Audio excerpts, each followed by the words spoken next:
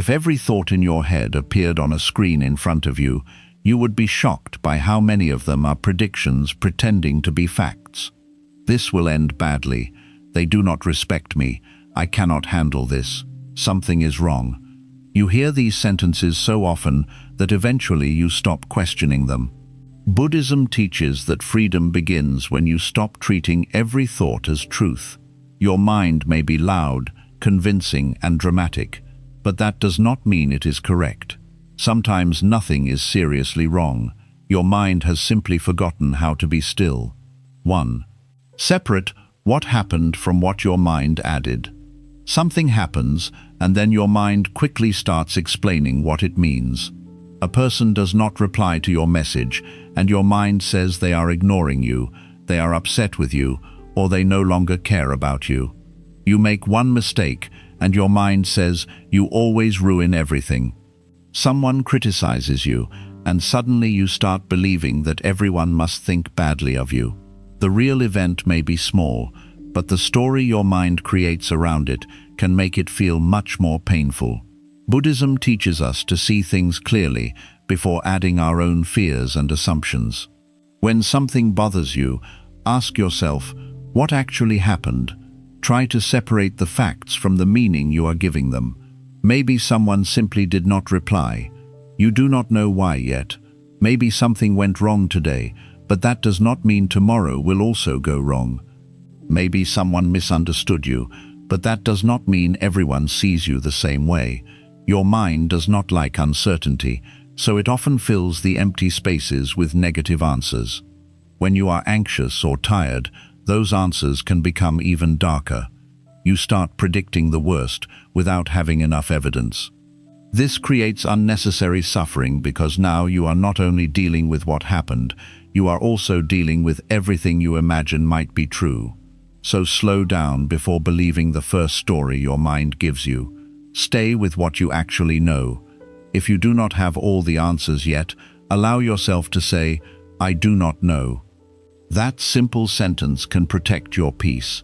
When you learn to separate reality from the story in your head, many problems stop feeling as serious as they first appeared. 2. Stop experiencing future pain before it arrives. Overthinking makes you suffer from problems that have not even happened yet. You worry that someone might leave you, that something might go wrong, or that you might fail before you have even tried. Your mind creates a painful future, and then your body reacts as if that future is already real. You feel anxious, tired, and afraid, even though nothing has actually happened yet. Buddhism teaches us to bring our attention back to the present moment, because this moment is the only place where life is actually happening. When you notice yourself worrying about the future, ask yourself, is this problem happening right now, or am I imagining what might happen? Many times, you will realize that you are suffering from a possibility instead of a reality. This does not mean you should never prepare for the future. Planning is useful when it leads to action, but worrying is different. Planning asks, what can I do? Overthinking keeps asking, what if everything goes wrong, without giving you any useful answer. One helps you move forward, while the other keeps you trapped in fear. Remember that you do not need to carry tomorrow's pain today. If tomorrow brings a problem, you can deal with it when it arrives. You have already handled many difficult situations that you once worried about. Some of the things you feared never happened, and the problems that did happen were often more manageable than your mind predicted. So when your thoughts travel too far into the future, gently bring yourself back. Focus on what you can do today and leave tomorrow where it belongs. You do not have to solve your entire future in one moment. Live this day first and deal with the next day when it comes. 2. Stop experiencing future pain before it arrives. Overthinking makes you suffer from problems that have not even happened yet. You worry that someone might leave you, that something might go wrong, or that you might fail before you have even tried. Your mind creates a painful future, and then your body reacts as if that future is already real. You feel anxious, tired, and afraid, even though nothing has actually happened yet. Buddhism teaches us to bring our attention back to the present moment, because this moment is the only place where life is actually happening. When you notice yourself worrying about the future, ask yourself, is this problem happening right now, or am I imagining what might happen? Many times, you will realize that you are suffering from a possibility instead of a reality. This does not mean you should never prepare for the future. Planning is useful when it leads to action, but worrying is different. Planning asks, what can I do? Overthinking keeps asking, what if everything goes wrong, without giving you any useful answer. One helps you move forward, while the other keeps you trapped in fear. Remember that you do not need to carry tomorrow's pain today. If tomorrow brings a problem, you can deal with it when it arrives. You have already handled many difficult situations that you once worried about. Some of the things you feared never happened, and the problems that did happen were often more manageable than your mind predicted. So when your thoughts travel too far into the future, gently bring yourself back. Focus on what you can do today and leave tomorrow where it belongs. You do not have to solve your entire future in one moment. Live this day first and deal with the next day when it comes. 4. You do not need to solve everything inside your head. The mind wants answers very quickly.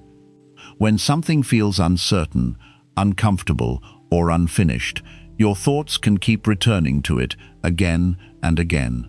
You want to know why someone acted differently, why a plan failed, what another person really meant, what you should have said, or what will happen next. You believe that if you think about it long enough, eventually you will understand everything and finally feel calm. But many times, the opposite happens. The more you think, the more confused you become. One question creates another question. One possibility creates 5 more possibilities. You replay the same conversation, look for hidden meanings, remember small details, and try to find an answer that may not even exist. Instead of solving the problem, your mind keeps creating new versions of it. Buddhism teaches us that peace does not always come from finding an answer. Sometimes peace comes from accepting that you do not have the answer yet. This can feel difficult because the mind loves certainty. It wants everything to make sense. It wants every person to explain themselves, every problem to have a clear reason, and every situation to have a clear ending. But life does not always work like that. Sometimes people leave without giving you the explanation you wanted. Sometimes someone changes, and you never fully understand why. Sometimes you do everything right, and something still does not work. Sometimes you make a decision without knowing exactly where it will lead. If you demand a complete explanation before you allow yourself to feel peaceful, you may spend a long time waiting. This is why it is important to learn the difference between thinking that helps you and thinking that only keeps you stuck. Useful thinking usually leads to something clear. It helps you make a decision, solve a problem, prepare for something, or take action. Overthinking does not do that. It keeps repeating the same questions without giving you anything new. For example, if you made a mistake at work, useful thinking may ask, what went wrong, and what can I do differently next time? Once you understand the lesson, you can move forward. Overthinking sounds different. It says, why did I do that? What must everyone think of me? What if I make another mistake? What if they never trust me again? At that point, you are no longer solving the problem. You are punishing yourself with possibilities. The same thing happens with people. Maybe someone became distant from you. Useful thinking might help you decide whether to communicate with them or give them space. But overthinking may keep asking, what did I do wrong? Do they secretly dislike me? Did I say something months ago? Are they talking about me? Should I send another message? You can spend hours searching for an answer that only the other person knows. At some point, you have to understand that not every question deserves unlimited attention. Ask yourself, is there something useful I can do about this right now? If the answer is yes, do that one thing. Have the conversation, apologize if you need to, Finish the task, make the phone call, ask the question, write down the plan, take one clear step. But if the answer is no, then continuing to think about it will not suddenly give you control. You are simply walking around the same mental circle. Buddhism teaches non-attachment, and this also applies to answers. Sometimes we become attached to understanding everything. We tell ourselves, "I cannot move on until I know why." But this gives another person or situation too much power over your peace. What if the explanation never comes? What if the person cannot give you an answer? What if the answer still does not satisfy you? You have to be able to continue your life even when some things remain unclear. There is great peace in being able to say, "I do not know." This sentence can feel uncomfortable at first, but it is also freeing. You do not know why they changed. You do not know exactly what will happen. You do not know whether every decision will work. You do not know what everyone thinks of you. And you do not have to know everything today. Not knowing is not always a problem. Sometimes it is simply part of being alive. Your mind may tell you that if you stop thinking about the problem, you are being irresponsible. But there is a difference between ignoring something important and recognizing that you have already thought enough. If there is nothing more you can do right now, you are allowed to put the problem down for a while. Think of carrying a heavy bag everywhere you go. At first, you may need to carry it because you are moving it somewhere. But once you reach your destination, there is no reason to keep holding it. Overthinking is often like refusing to put the bag down. The original problem may already be over, but your mind keeps carrying it. Maybe someone said something painful 3 days ago, but you are still having the argument inside your head. Maybe you made a mistake last month, but you are still trying to change something that cannot be changed. Maybe you are waiting for a future event, but you keep thinking about every possible outcome, even though none of them can be confirmed yet. This mental work feels productive because your mind is busy. But being busy inside your head is not the same as making progress. Sometimes progress looks like stopping the replay, stopping the imaginary conversations, stopping the search for hidden meanings, stopping the attempt to control tomorrow from today. When your mind starts going in circles, come back to the present and ask 3 simple questions. What do I know? What can I control? What can I do now? These questions bring you back from imagination into reality. Maybe you know that a situation is uncertain. Maybe you can control how you respond. Maybe the only thing you can do now is wait. Waiting can be uncomfortable, but it is still better than exhausting yourself with endless thoughts. You also need to understand that some answers arrive only when enough time has passed. A decision that feels confusing today may make sense months later.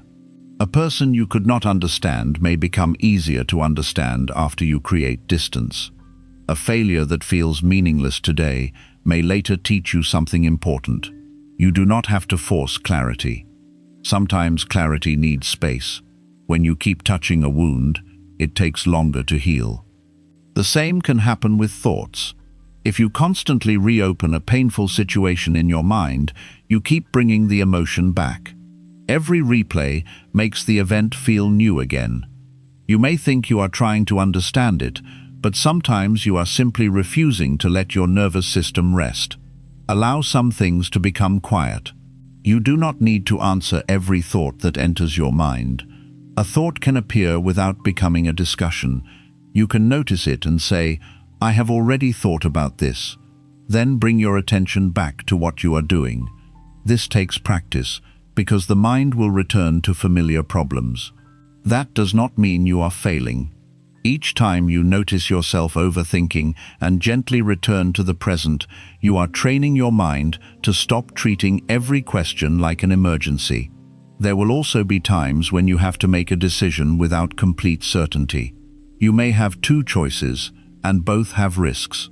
Overthinking can convince you that there must be a perfect answer somewhere if you think hard enough. But sometimes there is no perfect choice. There is only the choice that seems best with the information you have now. make the best decision you can, then allow yourself to move forward. If the decision turns out differently than expected, you can adjust. You do not need to predict everything perfectly. Life is not a test where you must know every answer before taking the next step. Buddhism encourages us to live with awareness instead of control. Awareness says, "This is what is happening now." Control says, "I must know exactly how everything will end." The first creates clarity, the second creates exhaustion. So when you catch yourself trying to solve your whole life inside your head, slow down. Maybe there is no problem to solve right now. Maybe there is only uncertainty to accept. Tell yourself, "I have done what I can for today." Tell yourself, "I will handle the next step when it becomes clear."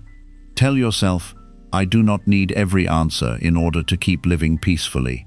Your mind will always want one more explanation, one more prediction, and one more guarantee. But peace begins when you stop giving every unanswered question unlimited space in your head. Some things need action. Some things need patience. Some things need acceptance. And some things simply need to be left alone. Learn which is which, and your life will become much lighter. People are thinking about you far less than you imagine. A lot of overthinking comes from worrying about what other people think about you.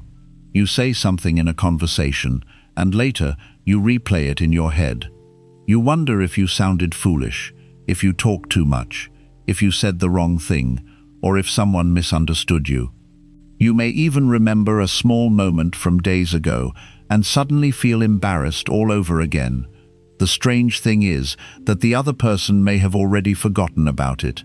Your mind can make you feel as if everyone is watching you closely, noticing every mistake, judging every word, and remembering every awkward moment. But most people are far more focused on their own lives than you realize. They are thinking about their own problems, their own appearance, their own work, their own relationships, and their own worries. Just as you are busy thinking about yourself, other people are often busy thinking about themselves. This is important to understand because you can waste a huge amount of peace trying to control how you appear inside someone else's mind. You start changing the way you speak. You become afraid to make mistakes. You try to explain yourself too much. You may even avoid doing things you want because you are worried about what other people might say. Buddhism teaches us not to become too attached to praise or blame. Praise feels good, and criticism can hurt, but neither should control the way you see yourself. If your happiness depends on everyone approving of you, then your happiness will always be unstable. One person may admire you today and criticize you tomorrow. Someone may understand your intentions, while someone else completely misunderstands them. One person may think you are confident, while another may think you are quiet. You cannot control all of these opinions, because every person sees you through their own experiences and beliefs. This means you could spend your entire life trying to become acceptable to everyone and still fail. There will always be someone who does not understand you. There will always be someone who judges too quickly. There will always be someone who sees things differently. The goal is not to make everyone think well of you. The goal is to live in a way that you can respect. If you know that you acted with good intentions, spoke honestly, and treated people with respect, then you do not need to spend the next 3 days analyzing how everyone interpreted you. You have done your part. What happens inside another person's mind is no longer completely in your control. Many people become exhausted because they are constantly trying to manage other people's impressions. They want to appear intelligent, successful, confident, interesting, strong, attractive, calm, and perfect all at once. They are always asking themselves, "How am I being seen?" But when you live this way, you stop experiencing life naturally. Instead of enjoying a conversation, you are monitoring yourself. Instead of trying something new, you are worrying about looking foolish. Instead of expressing your real opinion, you are trying to say what people want to hear. Instead of living, you are performing. This creates a very heavy kind of life. Buddhism invites you to step away from this constant performance.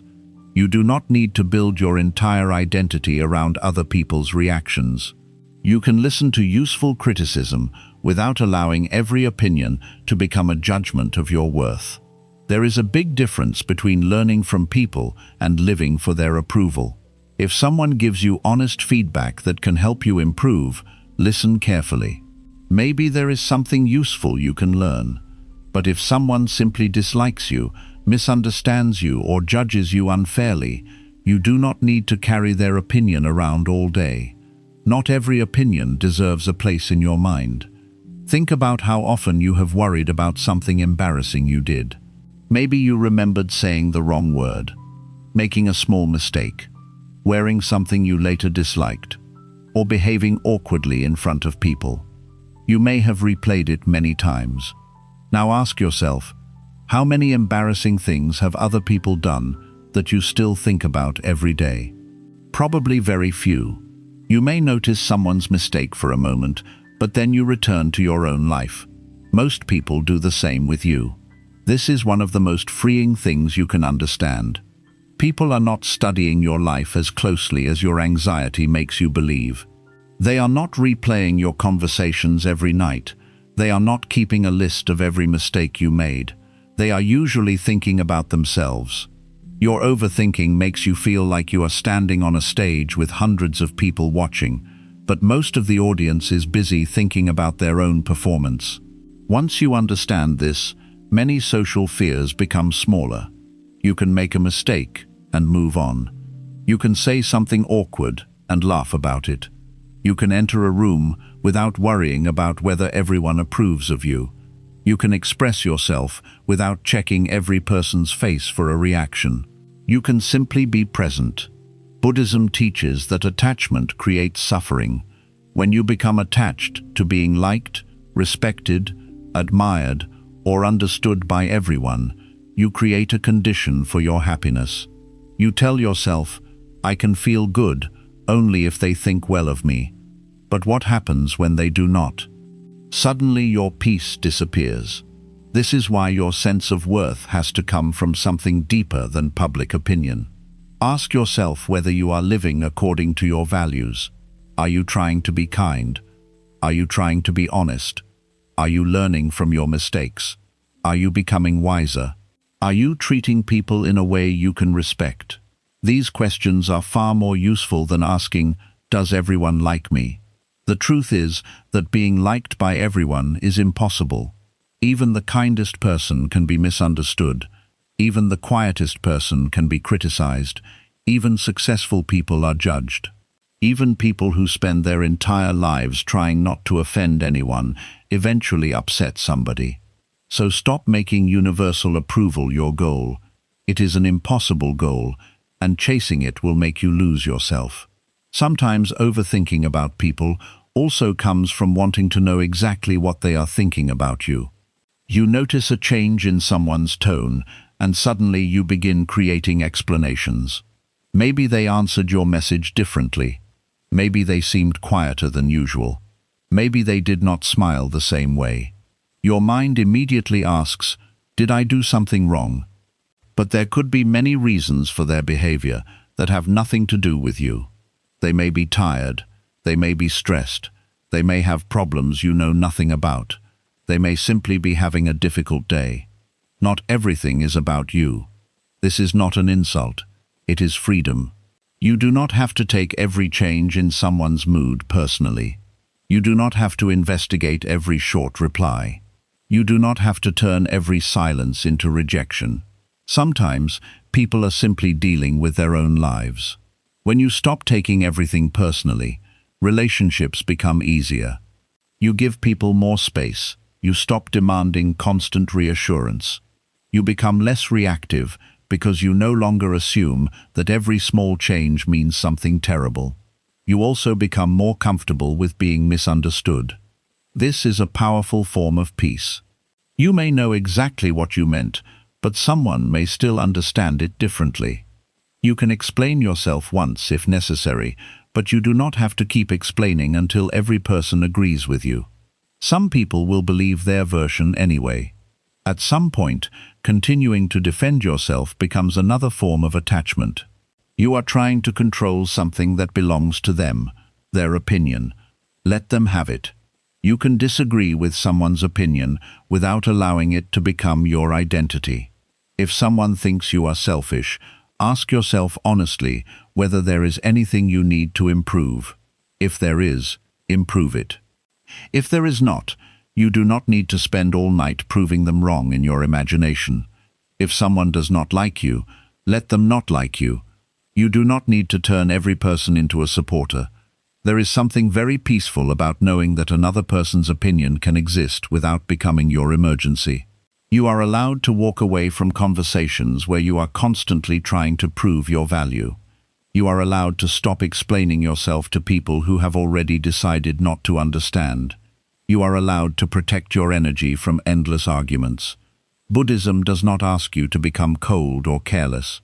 It teaches you to become less attached. You can care about people without giving them complete control over your emotional state. You can value someone's opinion without treating it as the final truth. You can receive criticism without collapsing. You can receive praise without becoming dependent on it. This balance gives you freedom. Another important thing to remember is that you often judge yourself more harshly than other people judge you. You notice every flaw because you live with yourself every day. You know every insecurity and every mistake. Other people only see small parts of you. Yet your mind assumes they can see everything you dislike about yourself. You may enter a room thinking everyone notices your nervousness, while people simply see someone being quiet. You may think everyone notices your insecurity, while others see nothing unusual. Your mind knows the full story inside you, but other people do not. Do not confuse your private self-criticism with public reality. The harsh voice in your head is not automatically the voice of everyone around you. When you catch yourself worrying about people's opinions, pause and ask, do I know this is what they think? Or am I guessing? Most of the time, you will realize that you are guessing. Then ask another question, even if they did think that, would my life really be ruined? Usually no. Someone can misunderstand you, and you can still have a good day. Someone can dislike you, and you can still respect yourself. Someone can criticize you, and you can still continue your path. Someone can walk away, and you can still build a meaningful life. Their opinion does not have to become your prison. The more you accept this, the less power people have over your mind. You stop walking into rooms asking, do they approve of me? Instead, you begin asking, am I being myself?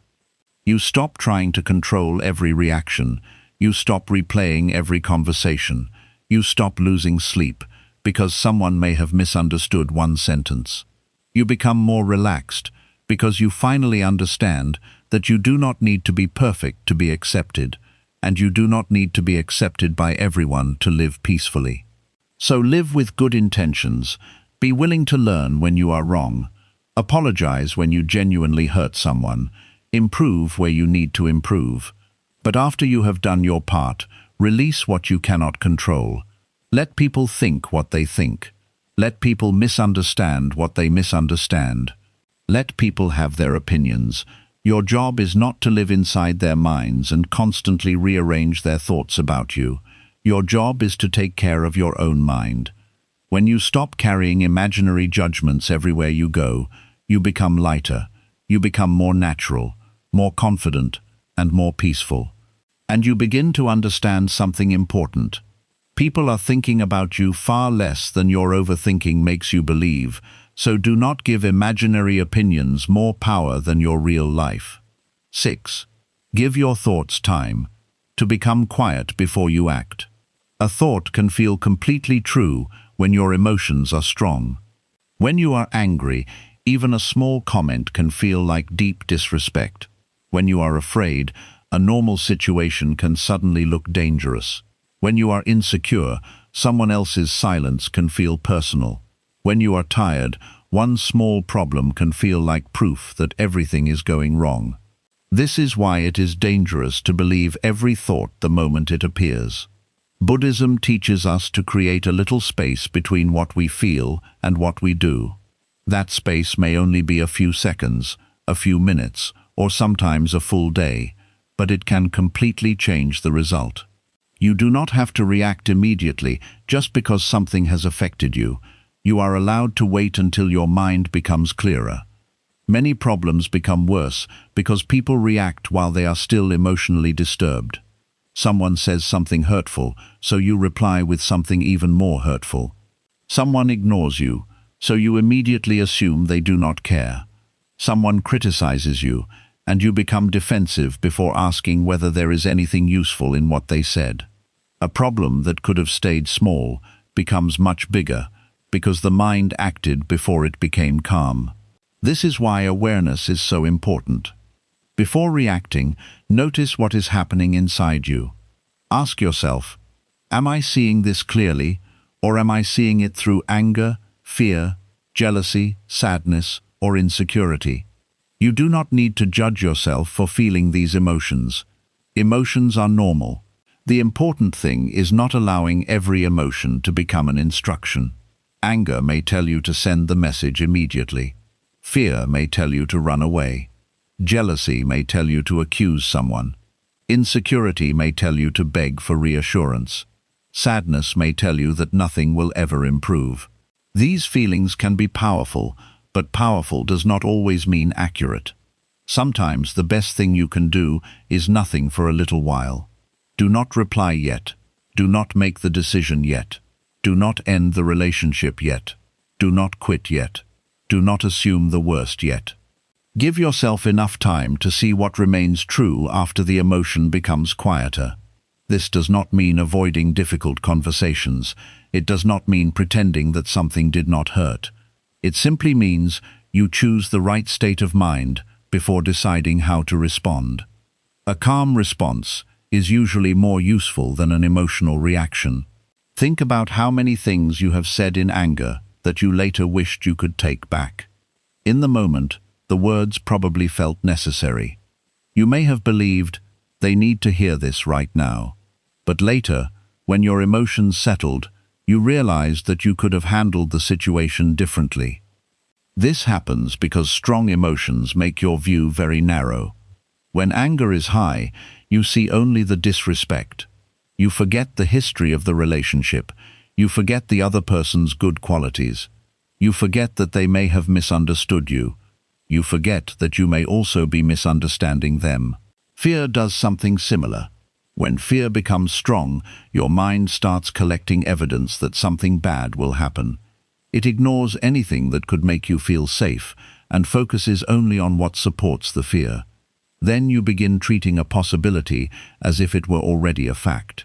Buddhism teaches that the mind can become like disturbed water. When water is constantly shaken, you cannot see clearly through it. But when the water becomes still, everything begins to settle. Your mind works in the same way. When thoughts and emotions are moving quickly, your understanding becomes cloudy. If you stop stirring them, clarity slowly returns. This is why silence can sometimes help more than another hour of thinking.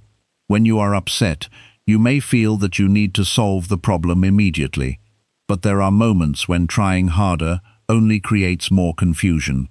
You keep analyzing the conversation. You read the message again. You imagine what the other person meant. You create possible answers. You imagine how they will respond. Soon you are no longer responding to reality. You are responding to a whole situation created inside your head. Give the mind time to come back to what is actually happening. You can do something simple. Put the phone down. Step away from the conversation. Take a slow walk. Sit somewhere quiet. Wash your face. Drink some water. Focus on your breathing. Go to sleep if it is late. These actions may sound small, but they interrupt the cycle of emotional reaction. You are not running away from the problem. You are preparing yourself to deal with it more clearly. There is a major difference between a reaction and a response. A reaction usually happens automatically. Someone hurts you, and you hurt them back. Someone becomes distant, and you become desperate. Someone criticizes you, and you attack them. A response is different. A response gives you time to choose what is actually useful. The person who can create that pause becomes much harder to disturb. This does not mean they never feel angry. It means anger does not control their behavior. It does not mean they never feel afraid. It means fear does not make every decision. It does not mean they never feel hurt. It means pain does not automatically become revenge. This is emotional strength. Many people think strength means always speaking up immediately. Sometimes strength is knowing that you do not have to answer everything right now. Sometimes the strongest response is saying, "I need some time to think about this." That sentence can save you from many unnecessary problems. It is especially important to be careful when you are exhausted. A tired mind often makes everything feel heavier. Problems that seem impossible at night may feel much smaller the next morning. A short reply may feel like rejection when you are already emotionally drained. A small mistake may feel like complete failure because you have no energy left. This is why you should not always trust your darkest thoughts during your most exhausted moments. Rest can change perspective. Sleep can change perspective. Food can change perspective. Distance can change perspective. Time can change perspective. Sometimes you do not need a new answer. You need a rested mind. You may have experienced this before. At night, you were convinced something was terribly wrong. You thought about it for hours and could not relax. Then morning came, and the problem looked completely different. The situation had not changed. Your mental state had changed. This teaches you something important. The seriousness of a problem is sometimes affected by the condition of the mind looking at it. So when something feels unbearable, first check your condition. Are you tired? Are you hungry? Have you been under stress for days? Are you reacting to this one event, or are you carrying 10 other problems into it? You may discover that the current situation is only the final thing that pushed an already tired mind too far. This is why self-awareness matters. Instead of saying, "Everything is terrible," you may realize, "I am overwhelmed right now." Those are very different statements. One makes life feel hopeless. The other tells you what you actually need. You also have to stop treating every thought as a command. A thought can say, "Send the message." You can say, "Not yet." A thought can say, "They do not respect you." You can say, "I do not know that for sure." A thought can say, "End everything." You can say, "I will decide when I am calm." A thought can say, "You need to fix this immediately." You can say, "This can wait until tomorrow." This is how you begin taking your power back from your own mind. Buddhist practice teaches observation. You notice thoughts without automatically becoming them. You may notice anger and say, "Anger is here." You may notice fear and say, "Fear is here." You do not have to say, "I am anger," or "This fear is the truth." There is a big difference between having a thought and being controlled by a thought. Imagine someone sends you a message that sounds rude. Your first interpretation may be, "They are disrespecting me." You immediately feel angry and prepare a harsh reply. But if you wait, you may later discover that they were stressed, rushed, or simply wrote the message poorly. If you reacted immediately, you may have created an argument that never needed to happen. The same is true in relationships. Someone becomes quiet, and your mind says they are losing interest.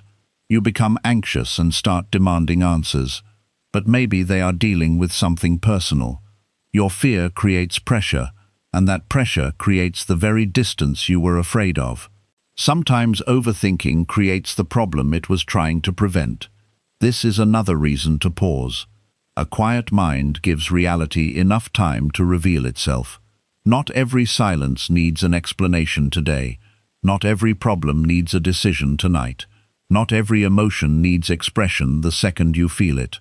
You can feel something deeply and still choose your timing carefully. There is wisdom in delayed action. You may also find that some things no longer need a response after you have calmed down. In the emotional moment, you thought you had to defend yourself. Later, you realized the comment was not worth your energy. You thought you needed to prove someone wrong. Later, you realize their opinion does not matter. You thought you had to continue an argument. Later, you realize silence protects your peace better. Calmness changes what feels important.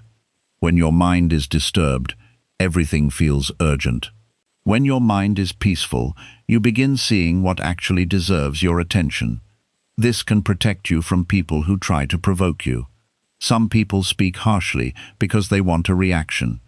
If every comment can control your mood, then other people can easily control your behavior.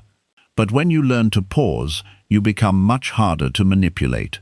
Someone insults you, but you do not immediately respond. Someone tries to make you jealous, but you notice what is happening.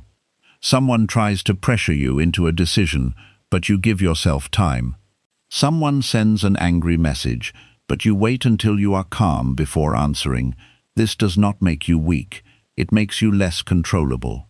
Your peace should not be so easy for another person to take. Sometimes people regret their reactions because they acted from a temporary emotion and created a permanent result. One angry conversation can damage years of trust. One impulsive decision can close a door that could have remained open. One message written in anger can stay in another person's memory long after your anger disappears. So before doing something that cannot easily be undone, give yourself time. Ask, will I still want to do this when I am calm? If you are not sure, wait. There are very few situations where a thoughtful response must be given immediately. Most ordinary conflicts can survive a pause. If something really matters, it will still matter after you have calmed down. Patience also protects you from false conclusions. When you wait, you often receive new information. Maybe the person explains themselves. Maybe the situation changes. Maybe you remember something you forgot. Maybe you simply see the problem from another angle. Time gives you information that emotion does not have. This is why making major decisions during emotional peaks can be dangerous. Do not decide the future of your life during the worst hour of your week.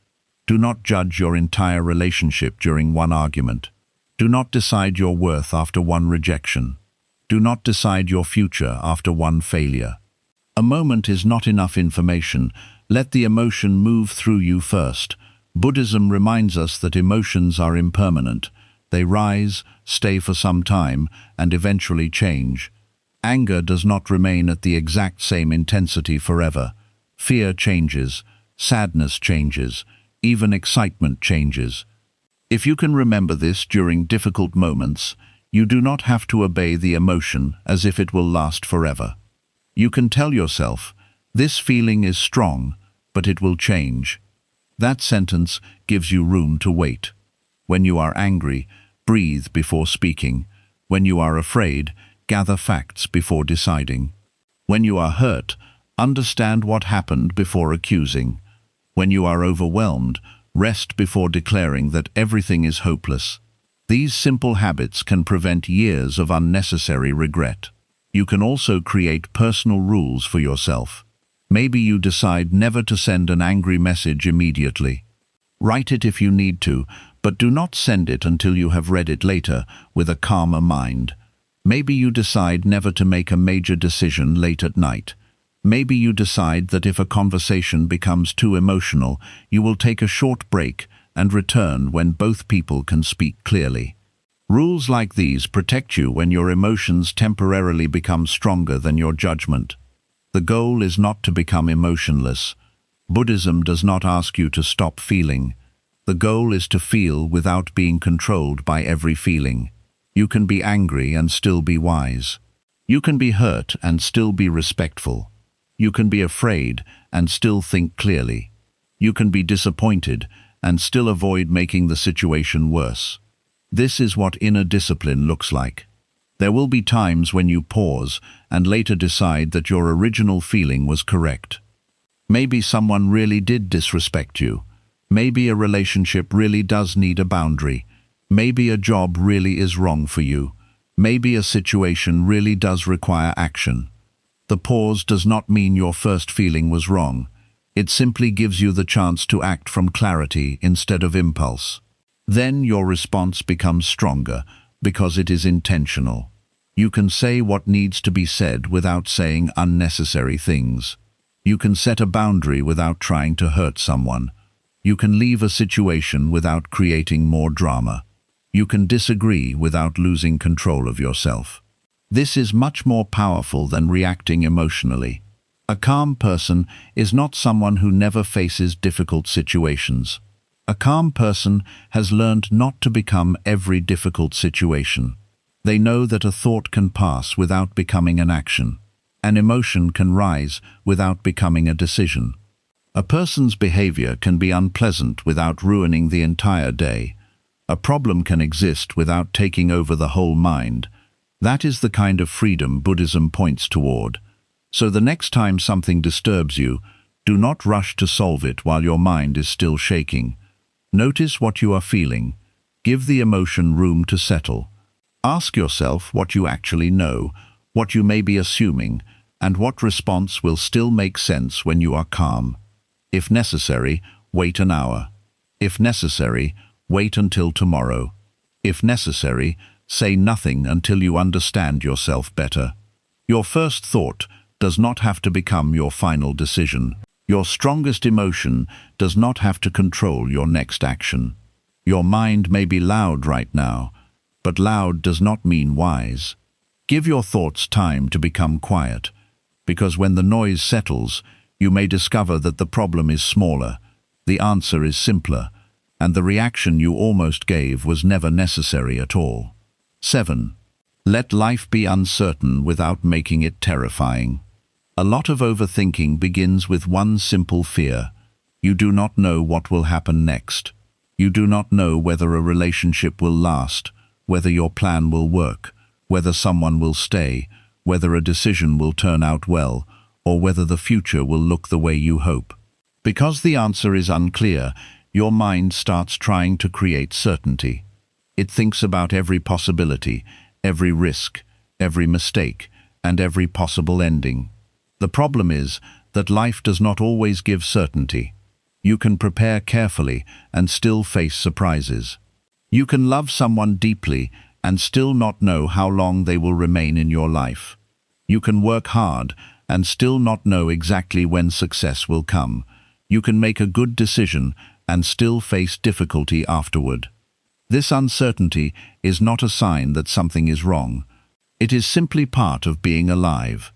Buddhism teaches impermanence, which means that everything is always changing. People change, feelings change, circumstances change, plans change, your body changes, your thoughts change. Even the things that seem permanent today will eventually become different. When you understand this deeply, you stop demanding that life give you guarantees it was never able to give. Overthinking often says, "I need to know everything will be okay before I can relax." But if you wait for complete certainty before allowing yourself to feel peaceful, you may spend your whole life waiting. There will always be something unknown. Peace has to come from somewhere else. It has to come from trusting that even if life changes, you can respond. You do not need to know exactly what happens next if you believe you can handle what comes. This is a very different way of living. Instead of asking, "Can I guarantee that nothing bad will happen?" you begin asking, "Can I trust myself to respond if something difficult happens?" The first question creates fear because the answer is always no. You cannot control everything. The second question creates strength because the answer can become yes. You have already survived uncertainty many times. Think about how many moments in your life once felt unclear. There were times when you did not know how a problem would end. You did not know what someone would decide. You did not know whether you would succeed. You may have worried for days or weeks. Yet somehow, life continued. Some situations worked out better than you expected. Some did not work out the way you wanted, but you adjusted. Some problems that once felt enormous eventually became memories. This is important because your mind often forgets your ability to adapt. When fear appears, it tells you, you will not be able to handle this. But your own life already contains evidence that you have handled many things you once feared. Maybe not perfectly, maybe not without pain, but you continued. That is what matters. Uncertainty becomes terrifying when your mind turns it into certainty about something bad. You say, I do not know what will happen, and your mind changes it into, something terrible will happen. Those are not the same thing. Not knowing does not mean danger. Not knowing simply means you do not know. There may be a difficult outcome. There may also be a good outcome. There may be an outcome you have not even considered. Your anxious mind usually focuses on the worst possibility because it thinks this will protect you. It believes that if it predicts every disaster, you will be prepared. But instead, it often makes you suffer before anything has happened. You start living through pain that may never arrive. Imagine you are waiting for an important answer. Maybe it is about work, money, a relationship, or a personal decision. The answer will come in 3 days, but your mind spends those 3 days creating 20 different futures. You imagine rejection, you imagine failure, you imagine embarrassment, you imagine what you will tell people, you imagine how disappointed you will feel. By the time the actual answer comes, you are already emotionally exhausted. This is one of the hidden costs of overthinking. It steals peace from the present because of a future that has not arrived. Buddhism teaches us to return to what is here now, not because the future does not matter, but because the future cannot be lived today. You can prepare for tomorrow, but you cannot experience tomorrow until it comes. This sounds simple, but it can change the way you deal with uncertainty. When your mind goes far into the future, bring it back with a simple question. What do I actually need to handle today? Maybe today, you need to make one phone call.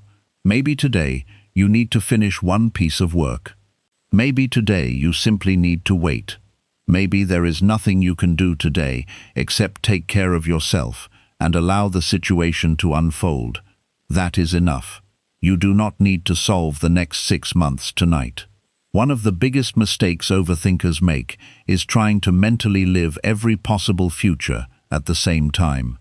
You think about what happens if this goes wrong, then what happens after that, then what you will do after that, and then what happens if your backup plan also fails. Before you know it, your mind is 10 steps away from reality.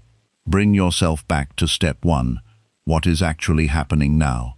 What is the next useful action? Do that. Then wait for the next step to become clear.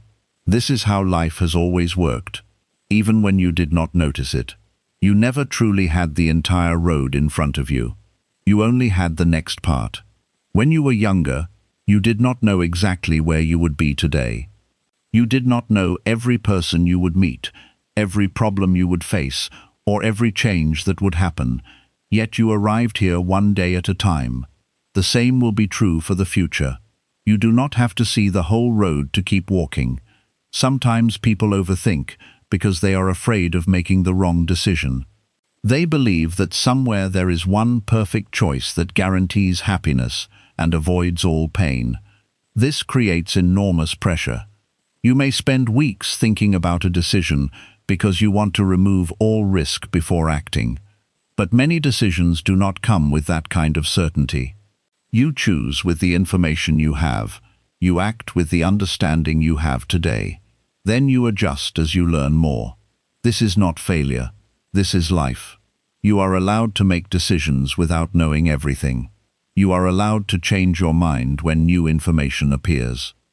You are allowed to take one direction and later realize another direction is better. You do not have to predict your entire life correctly. Overthinking often makes every decision feel final. It says, if I choose wrong, everything will be ruined. But most decisions are not the end of your story. You can change jobs. You can learn new skills. You can leave unhealthy situations. You can rebuild. You can begin again. You can recover from mistakes. When you remember this, decisions become less frightening. You are not choosing your entire future in one moment. You are choosing your next direction. Buddhism also teaches us not to cling too tightly to outcomes. This is difficult because most people naturally want certain results. You want the relationship to work. You want the opportunity. You want the plan to succeed. You want people to stay. There is nothing wrong with wanting these things.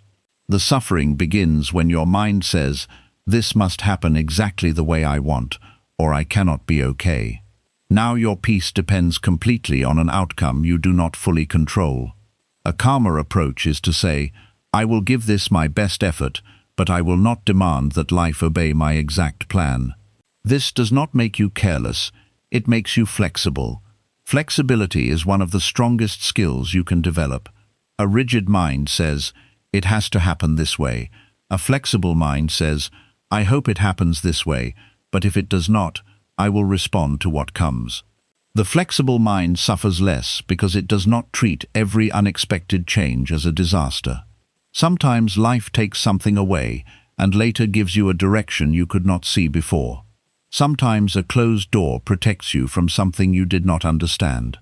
Sometimes a plan fails and forces you to develop a strength you would never have developed if everything had gone easily. You do not have to romanticize every difficulty. Some experiences are genuinely painful. But you also do not have to decide immediately that every unwanted change is the end of something good.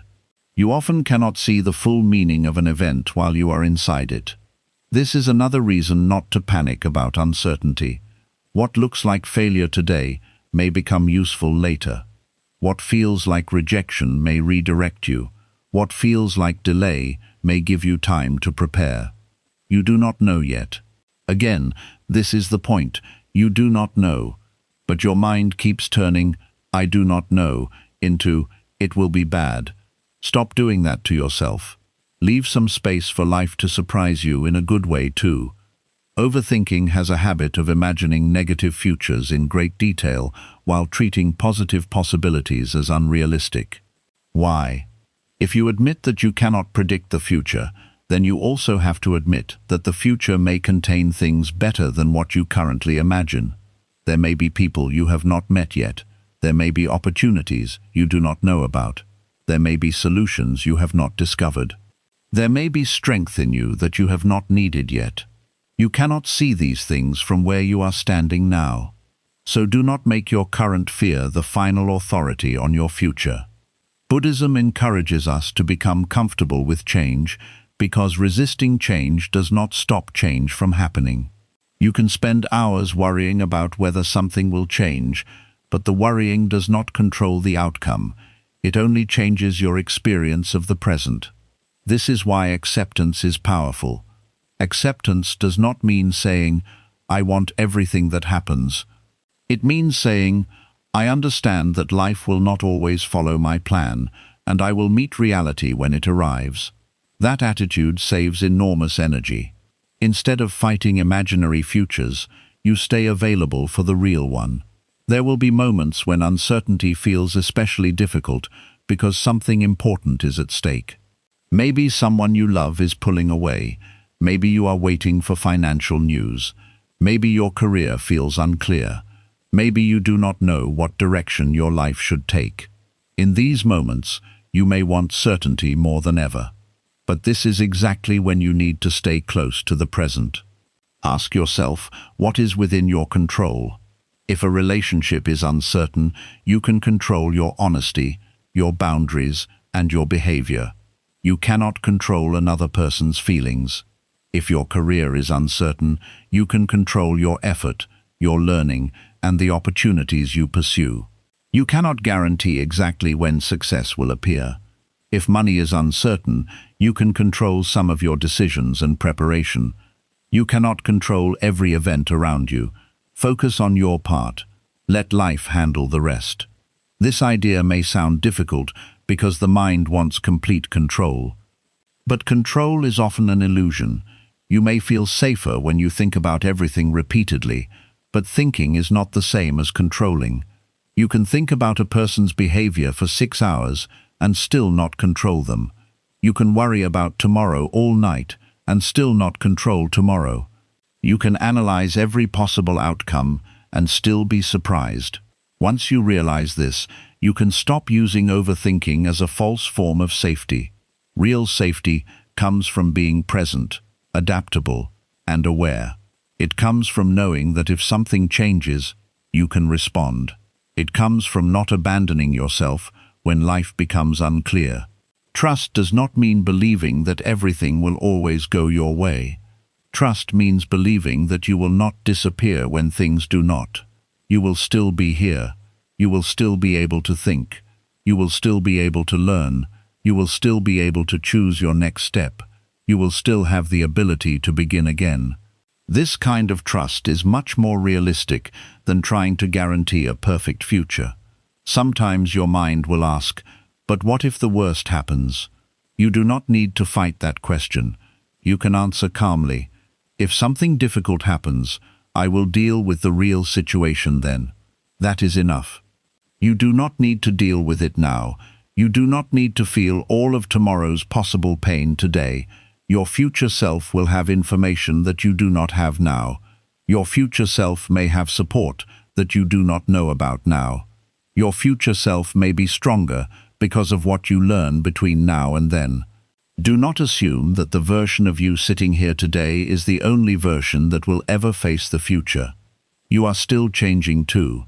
This is an important part of impermanence that people often forget. Not only will the situation change, you will change. You may become calmer. You may become wiser. You may become less attached. You may develop new skills. You may see things differently. The person who handles a future problem will not be exactly the same person who is worrying about it today. So give that future version of you some credit. You do not have to protect them from every possible difficulty by suffering in advance. Let them meet life when it arrives. Another thing uncertainty teaches you is patience. Not every answer comes quickly. Some things become clear only after time passes. A relationship may reveal its true direction slowly. A career may take years to build. A personal change may happen gradually. The mind hates this because it wants immediate results. But growth often happens in ways that cannot be rushed. You may need to live through a period where you simply do not know. This does not mean your life is going nowhere. A seed does not look impressive while it is under the ground, but something is still happening. In the same way, there may be periods where your progress is not visible yet. Do not turn waiting into failure.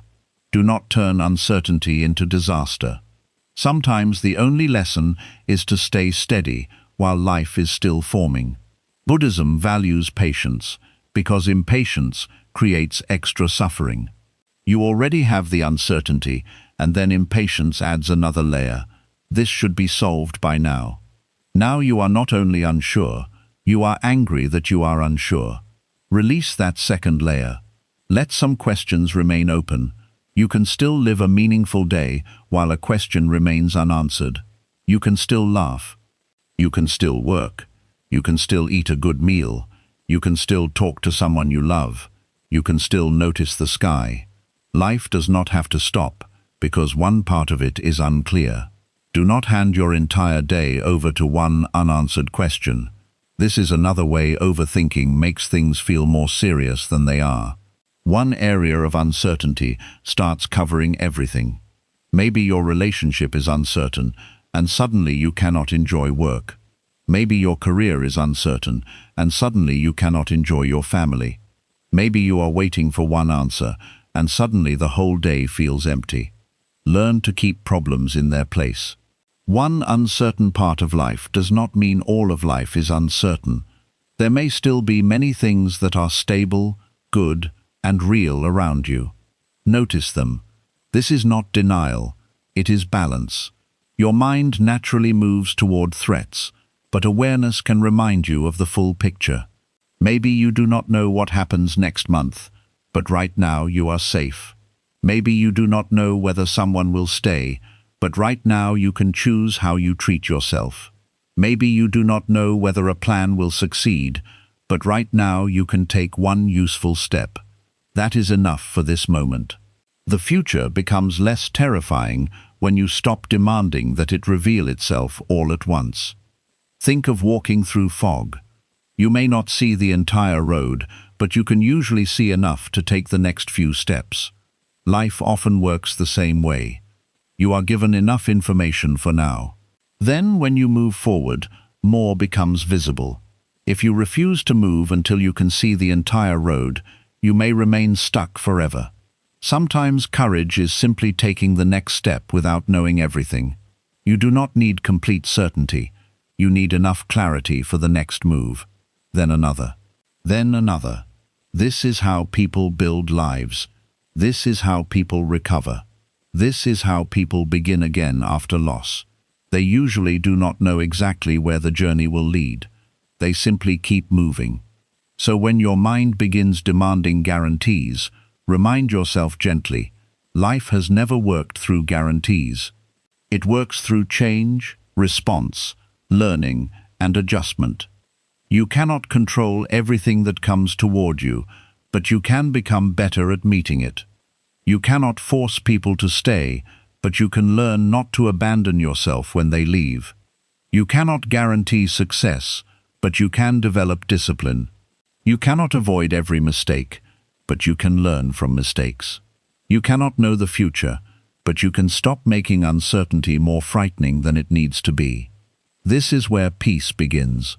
Not when every question is answered, not when every risk disappears, not when everyone promises to stay. Peace begins when you stop treating uncertainty like an emergency. You can say, I do not know what will happen, and I am still okay in this moment. You can say, I do not have the full answer yet, but I know my next step. You can say, I cannot control everything, but I can control how I meet what comes. These are simple thoughts, but they can change the way you move through life. You become less desperate for guarantees. You stop trying to force answers from people. You stop predicting disasters every time something changes. You stop treating every delay like rejection. You stop assuming that uncertainty means something bad is about to happen. Instead, you allow life to unfold. You stay awake. You stay responsible.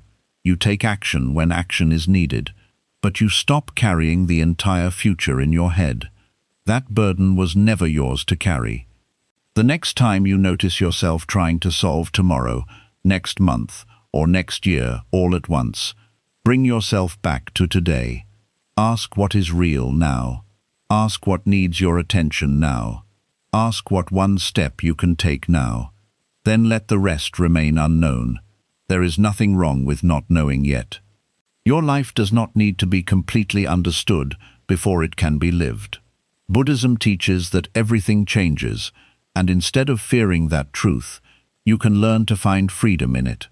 Because if difficult things change, then pain changes too. Confusion changes. Fear changes. Hard seasons change. You are not trapped forever inside the moment you are experiencing today. So let life be uncertain without turning uncertainty into fear. Let some questions remain unanswered. Let tomorrow arrive in its own time. Trust yourself to meet reality when it comes. You have never needed to know the entire future to keep going. You only need enough courage for the next step. And when your mind starts telling you that uncertainty means something terrible is coming, remind yourself of this. Not knowing what happens next does not mean something bad will happen. It only means the story is still being written. 8. Stop treating every thought like a warning. One of the biggest reasons overthinking becomes so exhausting is that the mind starts treating every thought like an important warning. A small concern appears, and suddenly it feels urgent. A strange feeling appears, and you think something must be wrong. A negative possibility enters your mind, and you begin acting as if it is already becoming real. The thought may have started as one small idea, but because you gave it your full attention, it grows into fear. This is how the mind can make ordinary life feel much more dangerous than it really is. You think, what if I fail? And your body becomes tense. You think, what if they leave? and suddenly you feel abandoned before anyone has gone anywhere. You think, what if something bad happens? And your mind starts searching for signs that danger is coming. The thought creates fear, the fear creates more thoughts, and those thoughts create even more fear. Soon you are trapped inside a problem that may not even exist outside your mind. Buddhism teaches us that thoughts are not permanent truths. They appear, remain for a while, and then disappear. A thought can feel powerful without being accurate. A thought can feel urgent without requiring action. A thought can be frightening without being a prediction. This is something many people forget. You are not required to believe every thought simply because it appeared in your mind. Think about how many thoughts pass through you in a normal day. Some are useful, some are random, some come from fear, some come from old memories, some come from stress, some come from insecurity, some appear because you are tired. If you treated every one of these thoughts like a serious message about reality, you would never feel peaceful. The problem is not always the thought itself. The problem is what you do after the thought appears. Suppose you suddenly think, maybe this person is losing interest in me. That thought alone may last only a few seconds. But then you begin checking their behavior. You remember that they replied slowly yesterday. You notice that their message was shorter this morning. You compare the way they speak now with how they spoke 2 weeks ago. Now the thought has become an investigation. Then your mind says, something is definitely wrong. But nothing new may have actually happened. You simply gave one uncertain thought enough attention until it started feeling like evidence. This happens because the mind is very good at finding proof for whatever it already fears. If you are afraid of rejection, you will notice every small sign of distance. If you are afraid of failure, you will notice every mistake. If you are afraid of being judged, you will notice every unusual expression on another person's face. If you are afraid something bad will happen, your mind will collect every small detail that supports that fear. Then you begin believing, see, I knew something was wrong. But often you are not seeing reality clearly. You are seeing reality through the filter of fear. Buddhism asks us to observe the mind instead of immediately following it. This means when a difficult thought appears, you can notice it without turning it into a conclusion. You can say, that is a fearful thought. You do not have to say, that is the truth. This small difference can protect your peace. For example, if your mind says, I am going to fail, you can notice that thought and say, my mind is afraid of failing. Now you have created some distance. You are no longer standing completely inside the thought. You are watching it. That is awareness. When you watch a thought instead of immediately believing it, the thought begins losing some of its power. You may still feel uncomfortable. You may still feel worried. But you are no longer allowing one mental sentence to control your entire emotional state. This is especially important when thoughts repeat themselves. A repeated thought often feels more true simply because you have heard it many times. If you think, I am not good enough, once, it may hurt. If you think it every day for years, it may begin to feel like part of your identity. But repetition does not make a thought true. A lie repeated 1,000 times is still a lie. Your mind can learn patterns. If you have spent years expecting the worst, your mind becomes very fast at producing negative predictions. Something small happens, and your brain immediately travels toward the darkest possibility because that path has become familiar. This does not mean the darkest possibility is correct. It only means your mind has practiced going there. Buddhist practice is partly about creating a different relationship with these patterns. You stop saying, this is who I am. You begin saying, this is a habit of thinking. Habits can change. This is important because many people become afraid of their own thoughts. They think, why am I thinking this? Does this mean something is wrong? What if this thought means it will happen? Then they start overthinking the fact that they are overthinking. Now there are two problems. First, there is the original thought. Then there is fear about having the thought. You do not need to do this. A thought is not a prophecy. Thinking about something does not make it happen. Feeling afraid does not prove there is danger. Feeling uncertain does not prove something is wrong. Your mind can produce uncomfortable thoughts simply because you are human. Let them pass. You do not have to argue with every thought either. This is another trap. Sometimes people try to defeat overthinking by debating with themselves all day. A negative thought appears, and they spend 20 minutes trying to prove it wrong. But now the thought still has your full attention. You are still feeding it energy. Sometimes the most peaceful response is simply, maybe, maybe not. Your mind says, what if this goes wrong? You answer, maybe it will, maybe it won't. I will deal with reality when it arrives. Then return to what you were doing. This response is powerful because it does not try to create false certainty. It simply refuses to keep feeding the fear. Buddhism does not require you to replace every negative thought with a perfect positive thought. You do not need to tell yourself, everything will definitely be amazing. You can simply become more balanced. Instead of saying, everything will go wrong, say, I do not know what will happen. Instead of saying, they definitely dislike me, say, I do not know what they are thinking.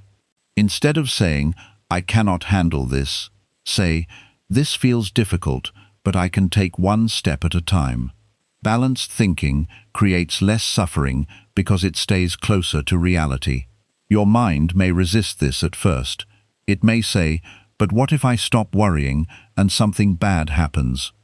This is how fear tries to convince you that worrying is useful. It tells you that constant thinking keeps you safe. But look carefully at what worry actually does. Does thinking about a problem 100 times always prevent it? Does imagining rejection stop rejection? Does imagining failure guarantee success? Does worrying all night improve tomorrow? Usually not. Worry often feels like preparation, but much of the time it is just repeated fear. Real preparation looks different. Real preparation leads to action. If you are worried about an exam, preparation means studying. If you are worried about money, preparation means reviewing your situation and making a plan. If you are worried about a difficult conversation, preparation means thinking clearly about what you want to say. But after you have taken useful action, continuing to worry does not add protection. It only adds exhaustion. This is one of the most important differences to understand. Ask yourself, is this thought helping me do something useful, or is it only making me afraid? If it helps you take a clear action, use it. If it only repeats the same fear, you do not have to keep listening.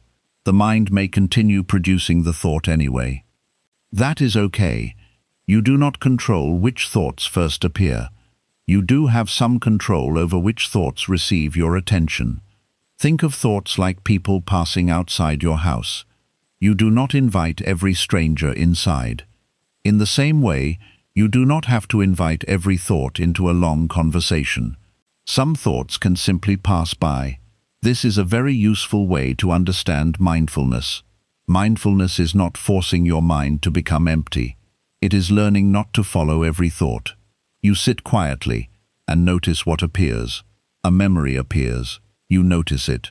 A fear appears. You notice it. A plan appears. You notice it. Then you return to your breath, your body, or the present moment. You learn that thoughts come and go without needing your involvement. This teaches your mind something important. You are not trapped inside every thought. You can watch the mind move without moving with it.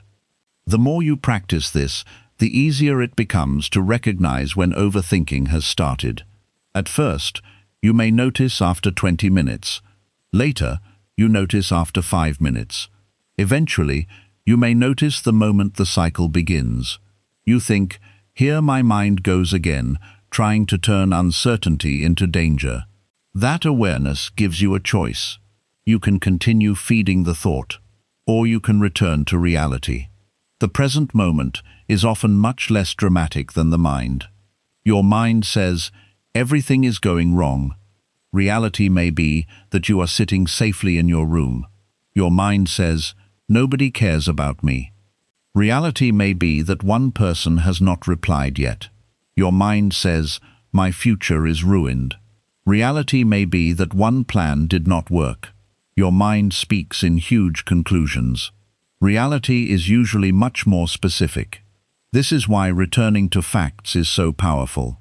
When a fearful thought appears, ask, "What do I actually know right now?" Do not ask what you fear. Do not ask what might happen. Ask what you know. Maybe you know that a person has not answered. That is all.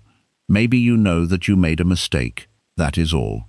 Maybe you know that something is uncertain. That is all. Do not add 20 imaginary consequences. Your mind may try to convince you that you need to prepare for all of them. You do not.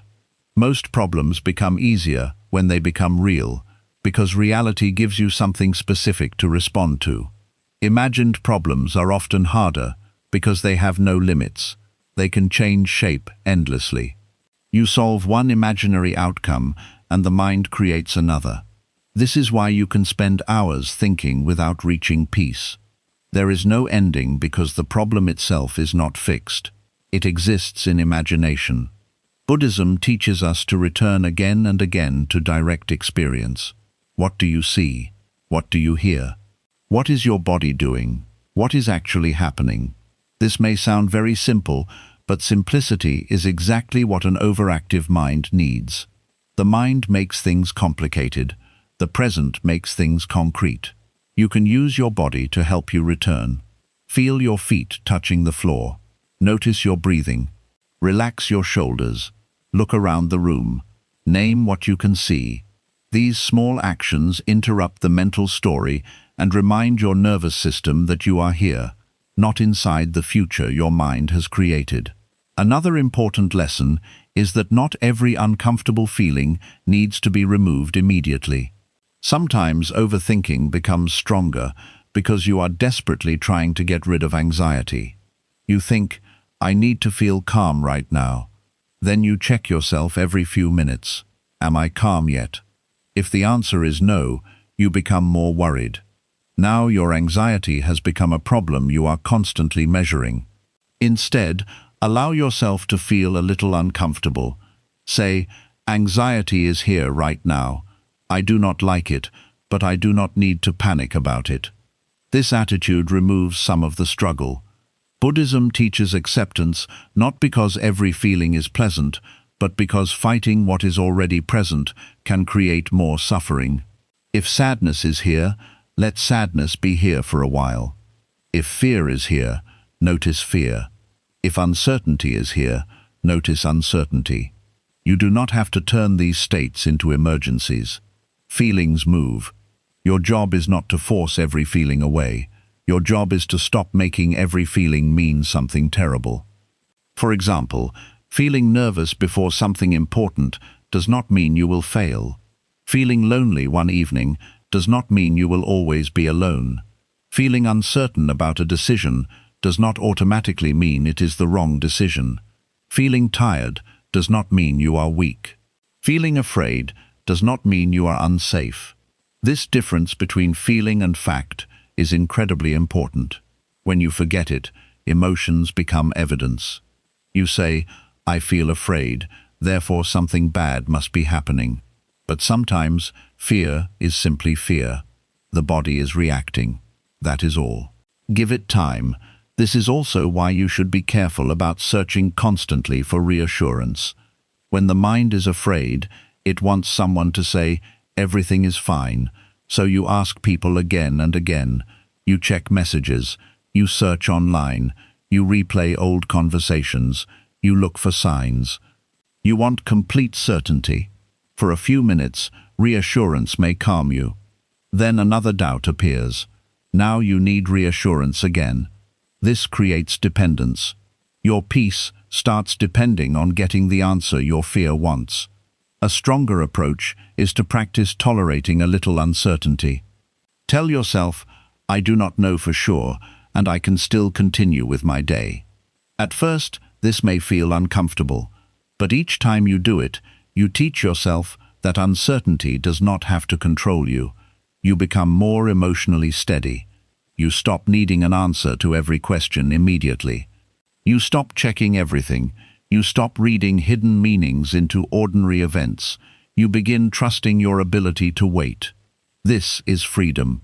Another useful practice is to give thoughts a time limit. If there is a real problem that deserves thinking, decide when you will think about it. Maybe you give yourself 20 minutes in the evening to review the problem, write down possible actions, and choose the next step.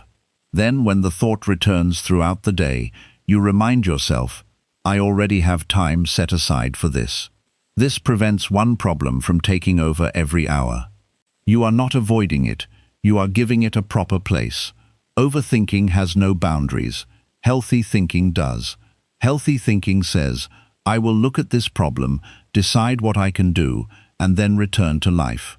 Overthinking says, keep going until you feel completely certain. Complete certainty rarely arrives. That is why overthinking can continue forever. Learn when enough thinking is enough. You can also ask yourself whether you are trying to solve a problem or trying to remove a feeling. This question can reveal a lot. Sometimes there is no practical problem left. You already know what to do, but you keep thinking because you want the uncomfortable feeling to disappear. Thinking more does not always remove the feeling. Sometimes the feeling needs time. Suppose you made a difficult but necessary decision.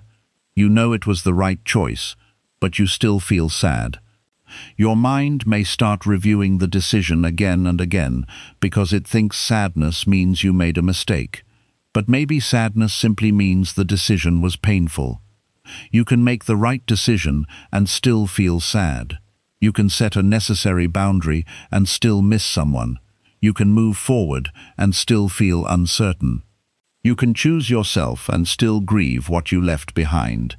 Do not make every uncomfortable emotion into a reason to question yourself.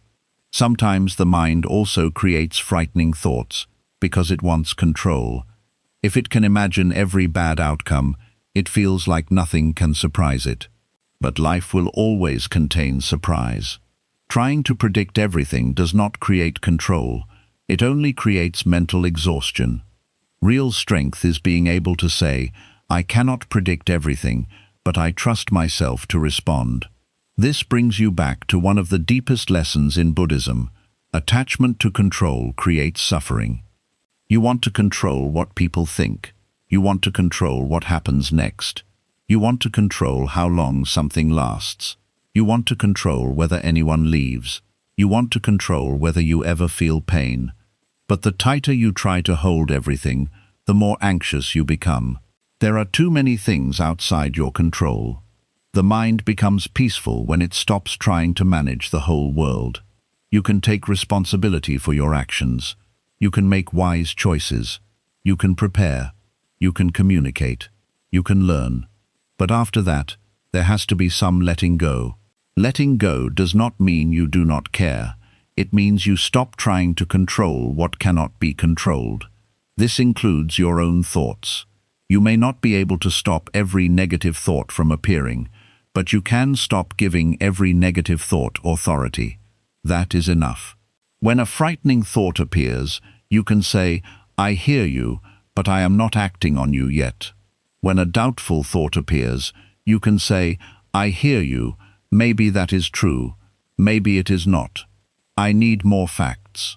When an old painful thought appears, you can say, I have been here before. I do not need to walk this road again today. This is not fighting the mind. It is leading the mind. There will still be difficult days. Sometimes the thoughts will be louder. Sometimes stress will make you more vulnerable to overthinking. Sometimes you will catch yourself halfway through an imaginary disaster. That is okay. Do not turn that into another reason to criticize yourself. Simply notice it. Return. Again and again. That is the practice. Peace is not having a mind that never creates fear. Peace is knowing what to do when fear appears. You observe. You check the facts. You breathe. You choose what deserves attention.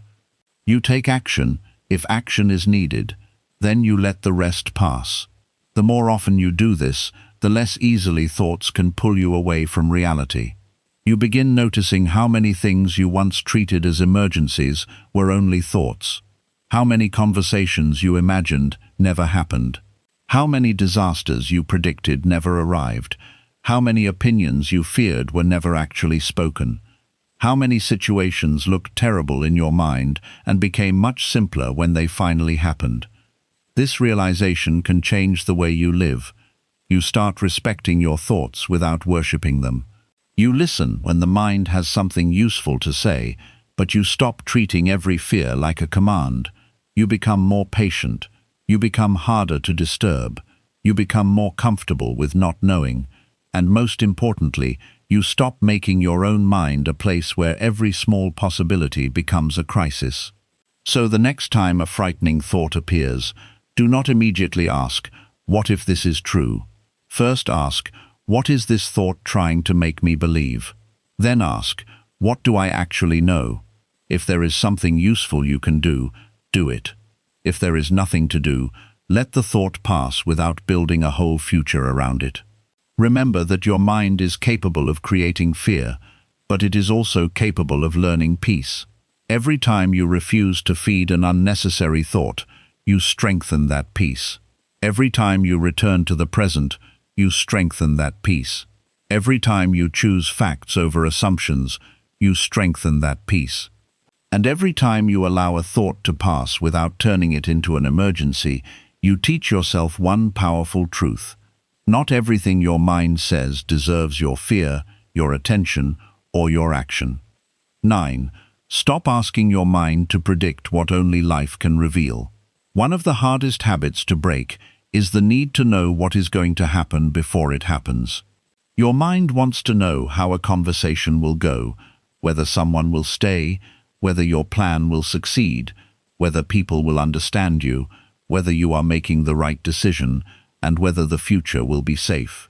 Because life does not give you these answers immediately, your mind tries to create them by itself. This is where overthinking becomes dangerous.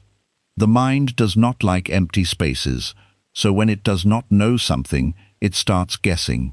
If you are already worried, those guesses usually become negative. You do not know why someone has become quiet, so your mind says they are losing interest. You do not know whether a new opportunity will work, so your mind says you will probably fail.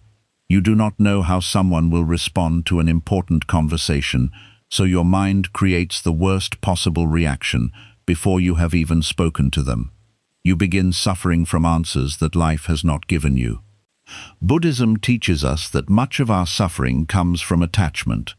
We usually think attachment means holding too tightly to people or possessions, but we can also become attached to certainty. We want to know what happens next because knowing feels safer than not knowing. We want clear answers because uncertainty makes us uncomfortable, but life does not become predictable simply because you think about it more.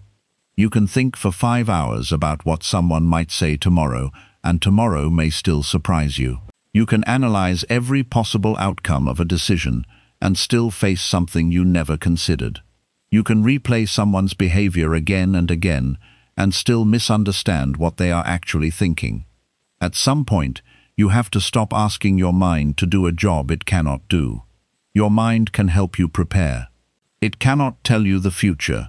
This difference is extremely important. Preparation asks, "What can I do with the information I have?" Prediction asks, "How can I know exactly what will happen?" The first is useful. The second often creates anxiety. Suppose you have an important meeting tomorrow. Healthy preparation means thinking about what you want to say, organizing your ideas, and getting enough rest. Overthinking starts when you imagine every possible mistake, every reaction, every embarrassing moment, and every way the meeting might go badly. You are no longer preparing. You are mentally attending a meeting that does not exist yet. Then tomorrow arrives, and the real meeting may be completely different from the one you spent hours fearing. This happens in relationships too. Maybe someone seems distant for one day. your mind immediately starts predicting the end of the relationship. You begin thinking about what you did wrong. You imagine them leaving. You imagine yourself alone. You think about what you will say if they end things. You may even start behaving differently toward them because you are reacting to the future your mind created. But maybe they were simply tired. Maybe they had a difficult day. Maybe nothing was wrong. Your fear made you experience a breakup that never happened. This is why you have to become very careful whenever your mind begins speaking with certainty about things it cannot know. Thoughts like, "They will leave, this will fail, everyone will judge me, I know something bad is going to happen," or "this will never work," may feel convincing, but feeling convinced does not make them true. Ask yourself, do I know this, or am I predicting it? That question can stop a huge amount of unnecessary suffering.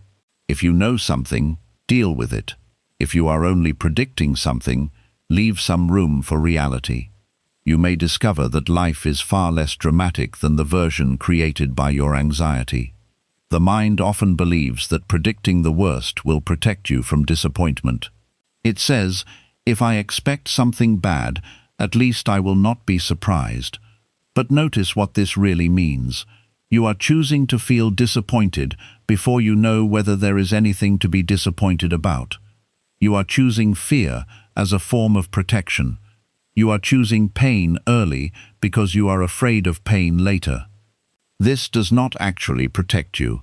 It simply makes you suffer twice if the difficult thing happens, and suffer unnecessarily if it does not. Imagine worrying for 2 weeks that someone will reject you. If they eventually reject you, you experience the pain for 2 weeks before the real event. If they do not reject you, those 2 weeks of suffering were created entirely by your own predictions.